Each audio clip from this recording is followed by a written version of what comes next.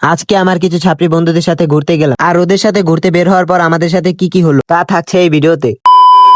তো সকাল সকাল আমি আর আমার বন্ধু ওয়াহিদ চলে গেলাম হোটেলে নাস্তা খাওয়ার উদ্দেশ্যে। আর ভাই আমি এখন আছি আমার ভাতিজার হোটেলে। ভাতিজার হোটেলে আসার সাথে সাথে আমাদের জন্য নাস্তা নিয়ে আসলো। এমনিতে আমি ওকে ভাতিজা বলি, কিন্তু আসলে ও আমার ছেলে। আর জানলার দিকে তাকিয়ে দেখি ছোট ভাই ব্রাদাররা ফুটবল খেলছে। অনেকদিন পর খেলাধুলার দৃশ্য দেখতে পারলাম, এখন তো আর এগুলা দেখাই যায় না। আর এইদিকে আমার বন্ধু নিলয় সবসময় দেরি করবে, এটাই স্বাভাবিক, কারণ মেয়েদের সাজাগোজা করতে একটু দেরি না হলেও আমার বন্ধুর সাজতে একটু দেরিই হয়। আর এইদিকে আমরা রিক্সা নিয়ে চলে আসছি বাস স্ট্যান্ড। আর এখানে আসার পর চিন্তা ভাবনা করলাম যে কোথায় যাওয়া যায়। তো প্রথমত আমরা গাড়ি পেতেছিলাম না, আর দ্বিতীয়ত গাড়ি পাওয়ার পর আমাদের অবস্থা যা হলো তেমন কিছু না, লোকাল বাসে যা হয় আর কি। গাড়িতে ওঠার সময় মামা বললো মামা পুরো বাস খালি। গাড়িতে ওঠার পর দেখলাম লে হালুয়া। ছাত্রীদের অ্যাক্টিং দেখতে দেখতে অবশেষে আমরা রমনা পার্কে চলে আসলাম। আর ভাই রমনা পার্কে আসার পর আমাদের মন মানসিকতা পুরাই চেঞ্জ হয়ে গেল। এখানকার পরিবেশ এতটাই মনোমুগ্ধকর যে শুধু আমরা কেন, এখানে যে আসবে সেই পরিবেশের প্রেমে পড়ে যাবে। আর আমরা আসছিলাম দুপুর টাইমে, তাই অনেক বেশি রোদ ছিল। আর আমার ছাত্রী বন্ধুদের কিছু ছবি তুলে দিয়ে বাসায় চলে আসলাম। আল্লাহ হাফেজ।